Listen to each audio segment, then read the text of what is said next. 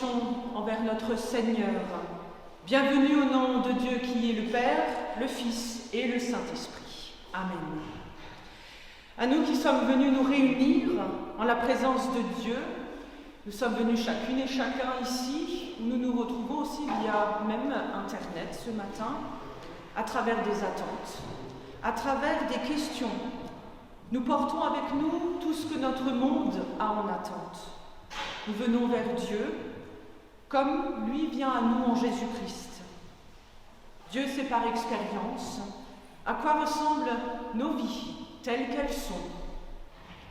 Nous sommes venus avec notre foi, comme elle est, heureuse, vacillante, pleine de doutes ou pleine d'espérance. Nous venons avec nos espoirs et nous pouvons ici déposer ce qui nous habite et aussi ce qui nous angoisse. Tels que nous sommes venus, c'est comme cela que Dieu nous prend et qu'il nous aime. Lui qui a promis de ne jamais se détourner de nous. Voici cet extrait dans la Bible, cette parole pour nous tous cette semaine. Aujourd'hui, si vous entendez la voix du Seigneur, n'endurcissez pas votre cœur. Parole tirée de la lettre aux Hébreux, au chapitre 3. Ta parole, Seigneur, se dresse pour toujours dans les cieux. Ta fidélité, Seigneur, demeure d'âge en âge. Qu'il en soit ainsi. Amen. Ce matin, c'est avec le psaume 119 que je vous propose d'entamer vraiment, on va le dire, un temps de méditation ensemble. Ce psaume que nous retrouvons dans nos églises protestantes. Ta parole, Seigneur, se dresse pour toujours dans les cieux. Ta fidélité, Seigneur, demeure d'âge en âge. La terre que tu as fixée tient bon. Jusqu'à ce jour, le monde tient par tes décisions. Toute chose est ta servante. Si je n'avais pas mon plaisir dans ta loi, Seigneur, je périrais de misère. Que tes promesses sont douces à mon palais. Le miel a moins de saveur dans ma bouche. Tes préceptes m'ont donné de l'intelligence. Je hais tout chemin de mensonge. Ta parole est une lampe posée à mes pieds. Elle est une lumière sur ma route. Que ta promesse, Seigneur, me soutienne et je vivrai. Ne déçois pas mon attente. Seigneur, nous venons à toi avec nos attentes, notre prière. Nous venons à toi afin que ta parole nous nourrisse, nous remplisse et nous mette en avant. Seigneur Jésus, ton nom est le plus beau, qu'il en soit ainsi. Partageons en musique ce cantique.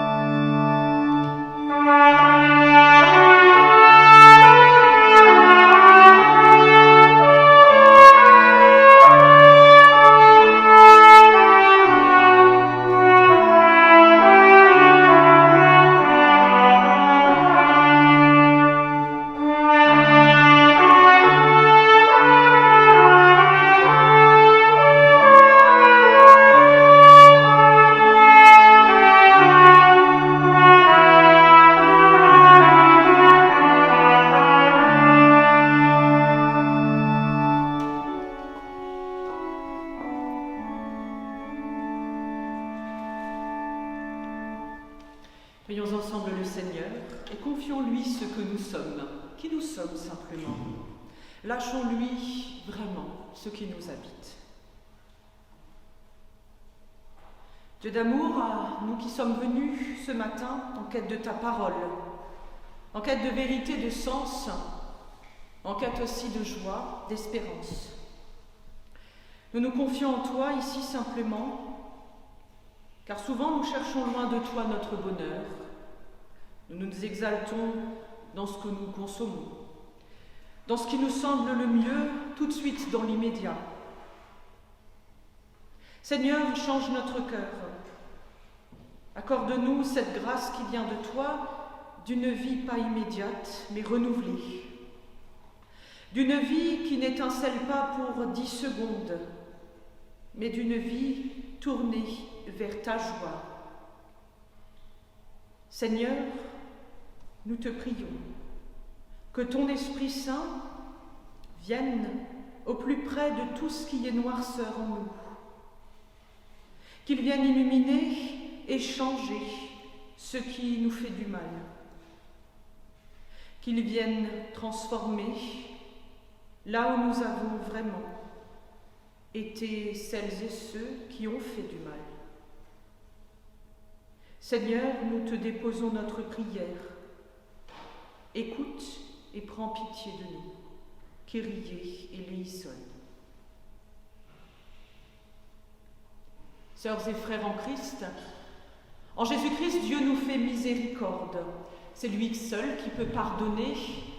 Nous pouvons pardonner des choses, mais nous ne pouvons pas tout, des fois, nous pardonner à nous-mêmes et encore moins aux autres. C'est trop dur. Pourtant, le Seigneur nous dit, moi, mes bontés, elles ne sont jamais épuisées et mes compassions ne sont point achevées. Elles se renouvellent chaque matin, car inlassable est ma fidélité. Alors que la grâce et la paix soient dans votre cœur, maintenant et pour votre vie. Amen. Laudate omnes gentes, laudate Dominum. Louez-vous tous les peuples, loué soit le Seigneur. Merci aux musiciens.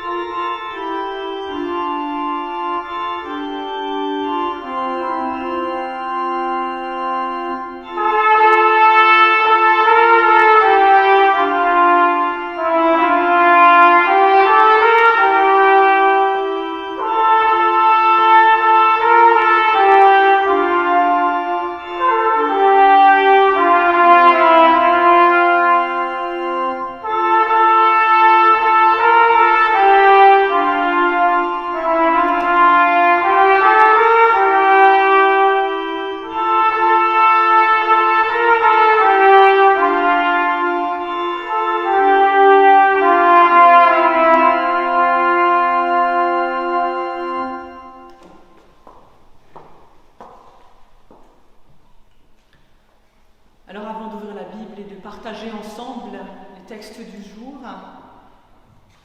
prenons un moment de pause, prions. Seigneur notre Dieu, proche est ta parole, proche est ta grâce de chacune et chacun de nous. En Jésus-Christ, tu es venu nous chercher et sauver qui nous sommes pour ce que nous sommes. Seigneur, nous t'en prions, viens ouvrir nos cœurs, comme une terre qui soit fertile, que nous ne soyons pas sourds à tout ce à quoi tu nous appelles dans la vie. Te le demandons par Jésus-Christ, ton Fils, notre Seigneur, qui vit et qui règne avec toi, Père et le Saint-Esprit, un seul Dieu pour les siècles des siècles. Amen. Alors pour ce jour, j'ai, comme d'hab, ramené ma grosse Bible, The Bible, les jeunes y connaissent. Elle est lourde, mais il y a de quoi faire. Pour ce jour, nous sommes gratinés de 2 magnifiques textes dans le Nouveau Testament.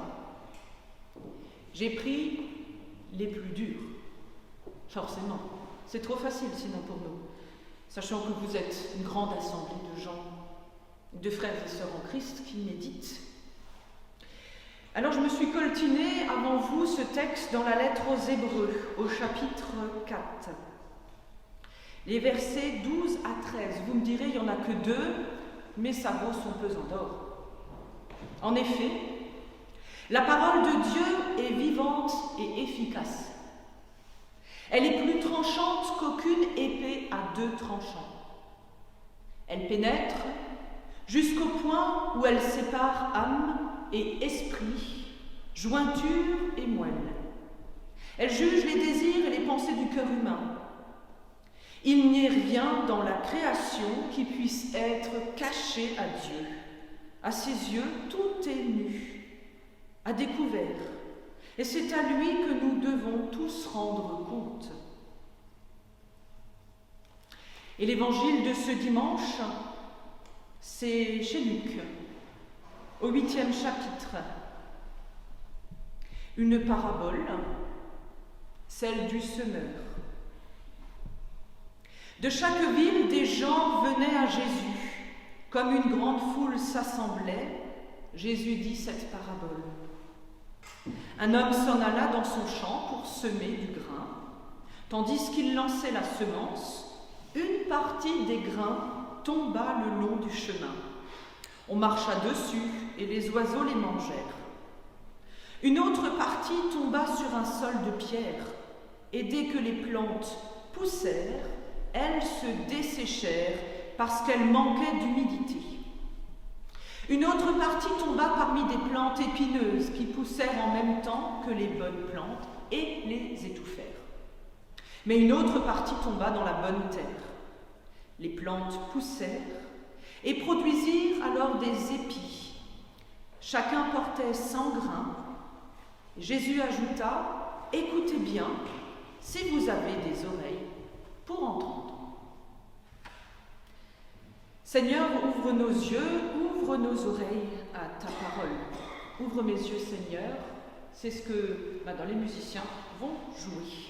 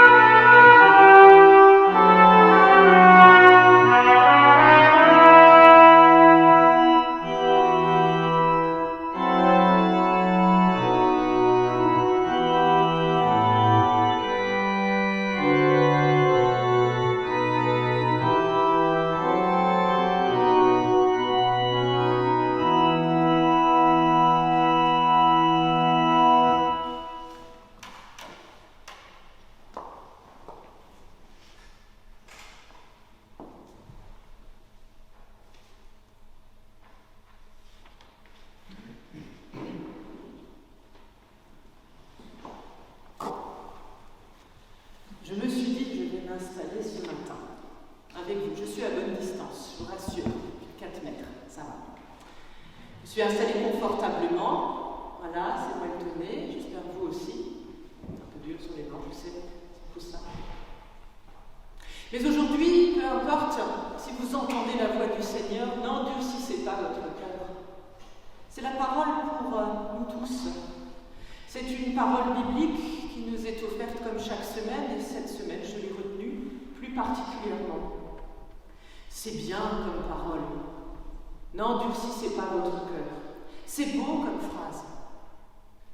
C'est bien, mais concrètement, sœurs et frères en Christ, comment on la met en pratique, cette parole? Quand on a du mal à voir vers qui, vers quoi accorder notre crédit de chaque jour, notre intérêt, notre confiance. Si on se méfie des autres, de la vie, du monde, de presque tout peut-être en ce moment, craintif, pensif, en doute. Alors pour ce faire, je me suis dit rien de tel que de se mettre tous confortablement ici. Je crois qu'un langage simple, des fois il faut prendre un peu des images aussi, pour mieux se figurer les choses, ça nous permet ensemble de nous comprendre et aussi de faire passer un message. À l'image de la Bible, Jésus utilise des paraboles. Avec celle-ci, il nous propose de manière efficace, en des petites histoires de la vie, de nous aider à comprendre là où il veut nous emmener, car des fois c'est compliqué. Je ne vous le cache pas que c'est même très compliqué aussi pour ses contemporains, pour les gens de son époque, de le saisir, de le suivre même dans son raisonnement. Quand il parle du royaume de Dieu, on le regarde, on écoute, on entend, mais est-ce qu'on saisit vraiment ce qu'il veut dire? La parole de Dieu est semée en chacun de nous. C'est ce à quoi il nous invite à le suivre. Entendre quand chacun de nous, dans nos vies, nous interprétons les textes de la Bible qu'on entend à l'église, à la maison, chacune et chacun en fonction de comment ça résonne dans nos vies, dans nos familles, dans ce qu'on vit, dans l'actualité. Mais toutes nos vies sont propices à faire germer cette parole, pour qu'elle porte du fruit, qu'elle soit bienheureuse. Jésus le sait bien, alors il utilise des images. C'est plus facile. Il prend des exemples de la vie quotidienne. Parfois des exemples arides, difficiles, comme nos vies, qui sont des fois encombrées par de multiples préoccupations, par des choses qui vont étouffer la parole, celle qui vient de Dieu et qu'on n'entend plus ou qu'on n'a plus envie d'entendre. Parce qu'on est fatigué, parce qu'on entend déjà partout autour de nous. Dites-moi voir si vous n'avez pas coupé la télé cette semaine une fois, tellement ça vous saoulait tout ce que vous entendiez. Moi je l'ai encore fait ce matin, j'ai mis des dessins animés.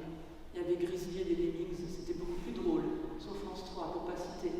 Au bout d'un moment, allez. Mais est-ce que nous entendons du coup l'information qui nous dit une bonne nouvelle?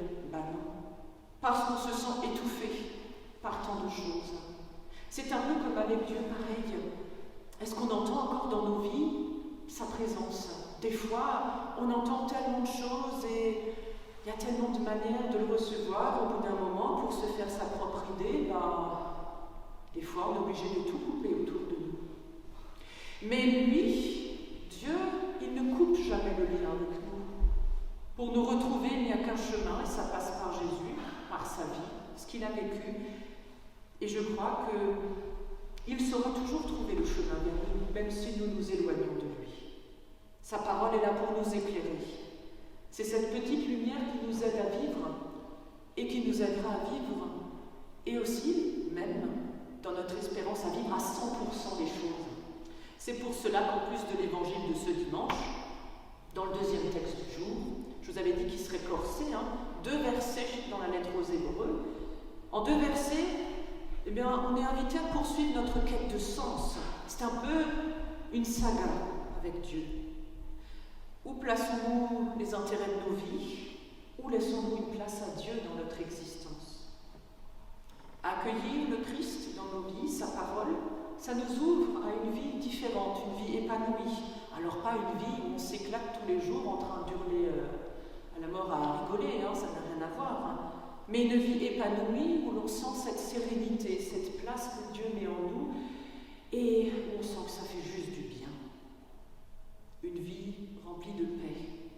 bien avons, je crois, besoin de paix, non? Mais cette présence de Dieu, elle fait aussi le tri en nous. Et cette présence, voyez-vous, elle met aussi à jour des fois ce qui ne va pas forcément bien en nous. Les domaines ultra réservés, les secrets, comme on dit. Secret défense en chacun de nous. Il y en a. En tout cas, c'est ce qui nous permet, vous savez, c'est comme les tiroirs. On les ferme, on les ouvre si on veut. Avoir des secrets fait partie de la vie, avoir son jardin secret. Mais pouvons-nous avoir un jardin secret avec Dieu? Dieu nous permet d'être vrais et d'entamer dans cette vie ici un vrai travail sur nous-mêmes. Il faut du courage pour accepter cette vérité que Dieu nous prend comme nous sommes avec nos jardins secrets, avec nos tiroirs à demi ouverts, avec nos secrets défense, les choses que nous ne voulons pas communiquer aux autres, qui nous habitent et qui des fois nous font un peu perdre la tête ou du mal, qui nous habitent tout le temps. La parole de Dieu, elle reste vivante et efficace, et elle est tranchante, car pour Dieu, rien n'est caché. En fait, on peut le dire, c'est lui qui est bien le dernier et le seul au bout du compte de nos vies, vers qui nous pourrons nous tourner et à qui il faudra rendre un compte.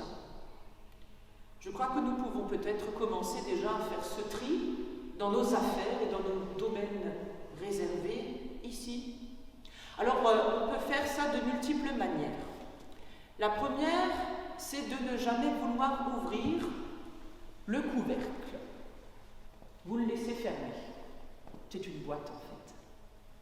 Vous ne laissez jamais le couvercle s'ouvrir de votre vie et donc de manière, dans l'apparence, aux yeux des autres, tout va super bien. Vous en connaissez peut-être des comme ça. Hein, tout va super bien toujours. 24 sur 24, c'est de la dynamite, tout le monde est toujours en forme. Mais si vous avez envie d'aller plus loin, des fois, il faut savoir ouvrir le couvercle de la vie. Eh oui. En ouvrant le couvercle de la vie, eh bien, on peut commencer à observer qu'à l'intérieur, il y a peut-être des choses qu'on a voulu enfouir au plus profond, des choses mal vécues, douloureuses, les observer, les garder telles qu'elles sont, les mettre à leur place, elles sont dans une boîte, mais c'est déjà faire un pas. Oser faire le tri, le confier à Dieu aussi dans sa vie. Vous me direz, elle nous parle en image avec une boîte. Eh oui, c'est aussi une parabole. On pourrait sinon aussi plonger les mains dedans, dans la boîte.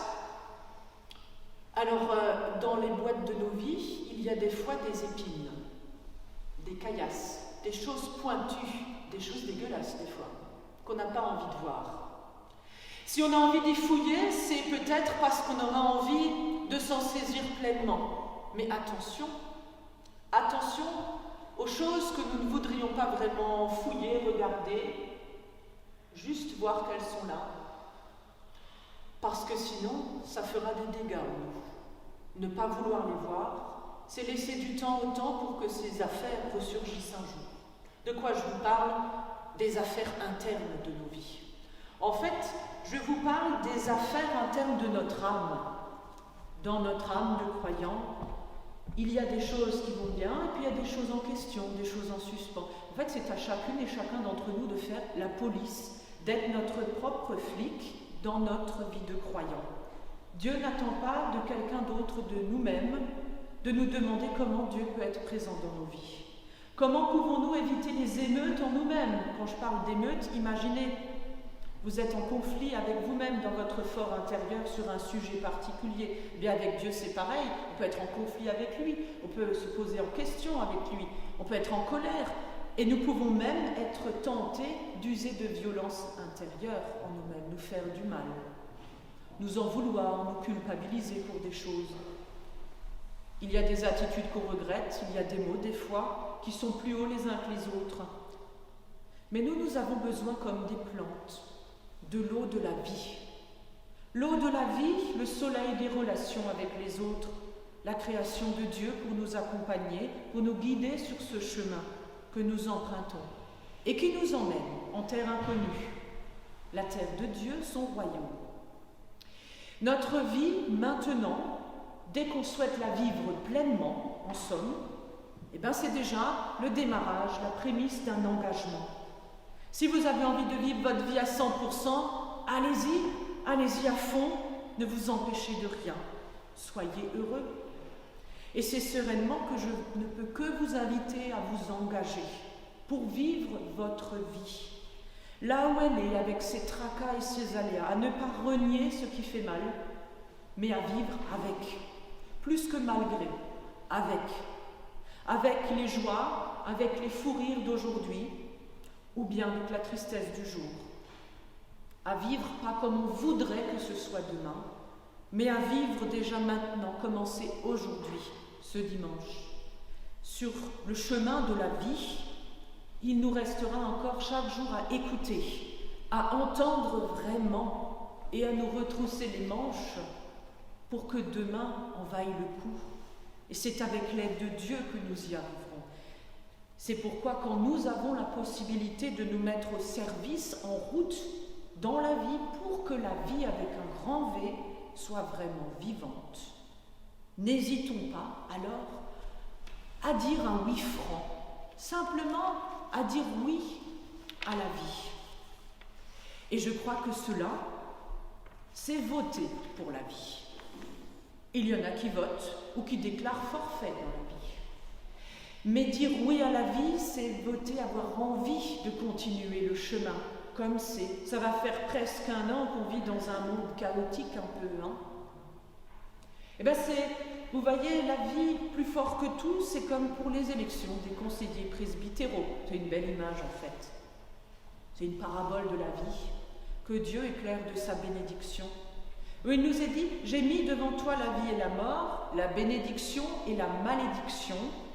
Choisis la vie afin que tu vives, toi et ta postérité. Alors, simplement, en votant, aujourd'hui, eh bien, vous allez déjà certainement faire un pas vers la vie. Peut-être cela vous semble être une image un peu osée, mais c'est vrai. Car ici, à nous qui sommes tellement différents les uns les autres, nous sommes en fait toutes et tous tellement semblables aux yeux de Dieu. Des enfants, ses enfants, ceux et celles qu'il aime tant, comme son Fils bien-aimé, celles et ceux à qui il a dit « Je serai avec toi, maintenant et à jamais. » Amen.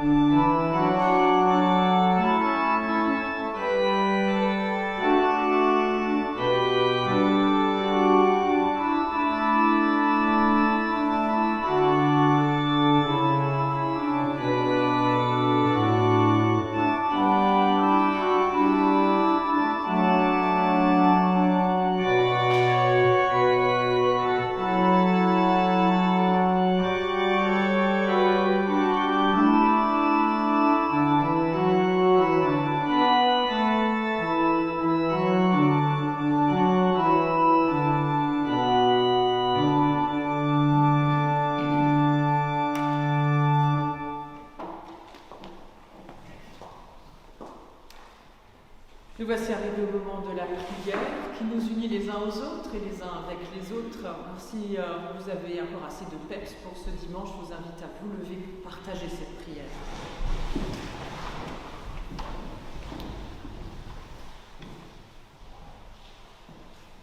Seigneur Jésus, tu as choisi de dessiner au cœur de nos vies, avec nos âges, un chemin fait de confiance et de placer en nous ta confiance, ton amour et ton espérance. Ce matin, nous voulons te confier notre prière simple. Tu as posé dans le cœur de tous tes disciples la semence de ta parole. Alors ce matin, nous te prions pour toute ton Église, là où elle est dans le monde, avec toutes celles et ceux qui croient en toi, qu'elle soit un reflet de ta bonne nouvelle parmi nous. Tu as posé dans le cœur de chacun de nous la semence de l'amour, un amour plus grand que nos vies. Ce dimanche, nous te prions pour l'humanité qui est déchirée, en proie aux tempêtes climatiques, aux inondations, aux guerres, aux violences, aux coups d'État, en proie au virus qui n'en finit pas, en proie aux discordes des nations. Seigneur, que grandisse parmi nous tous ton amour, qui ne cesse de faire de nous des merveilles à tes yeux. Tu as posé en ton Église la semence de confiance.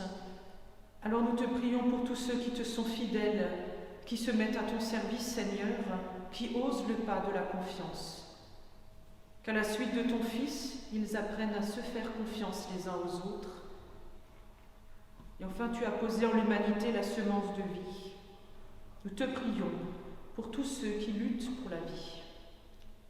Qu'ils soient fortifiés, encouragés et qu'ils tiennent bon dans leur combat, dans leur travail, dans les lieux où ils habitent, dans les lieux où ils servent la vie.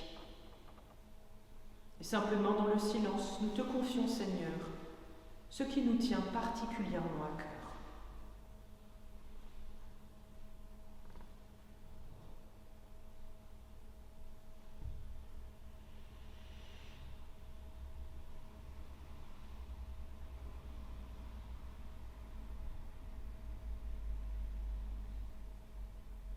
Seigneur Jésus-Christ, toi qui es la parole faite chair parmi nous, nous te disons notre action de grâce, notre prière simple, en te disant ensemble la prière des enfants de Dieu. Notre Père, qui es aux cieux, que ton nom soit sanctifié, que ton règne vienne, que ta volonté soit faite sur la terre comme au ciel. Donne-nous aujourd'hui notre pain de ce jour. Pardonne-nous nos offenses, comme nous pardonnons aussi à ceux qui nous ont offensés. Et ne nous laisse pas entrer en tentation, mais délivre-nous du mal, car c'est à toi qu'appartiennent le règne, la puissance et la gloire, pour les siècles des siècles. Amen. Je vous invite à reprendre place quelques instants. On va terminer avec ce cantique de bénédiction. Bénis Seigneur cette journée, bénis Seigneur. Et ensuite, on partagera la bénédiction avant de repartir pour ce dimanche.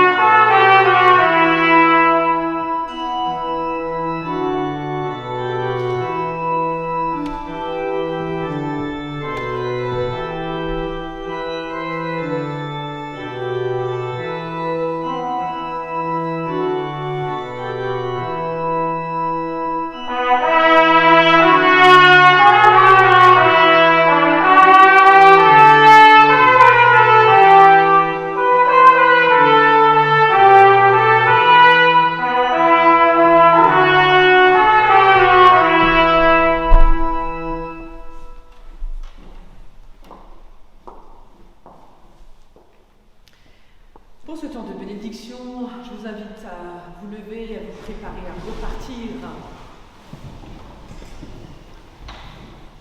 Le Seigneur nous le dit, aujourd'hui, si vous entendez la voix du Seigneur, n'endurcissez pas votre cœur. Alors avec cette parole, repartez simplement dans la vie telle qu'elle est. Soyez ouverts, soyez les rayons de lumière que le Seigneur a placés pour celles et ceux qui vous entourent. Dieu est notre rocher, il est notre abri sûr, il est solide, il est notre socle. Que le Seigneur Tout-Puissant, Père, Fils et Saint-Esprit, qu'il vous habite, qu'il règne dans votre cœur comme une paix profonde. Soyez heureux avec le Seigneur, il est toujours avec vous. Amen. Un bon dimanche à chacune et chacun d'entre vous.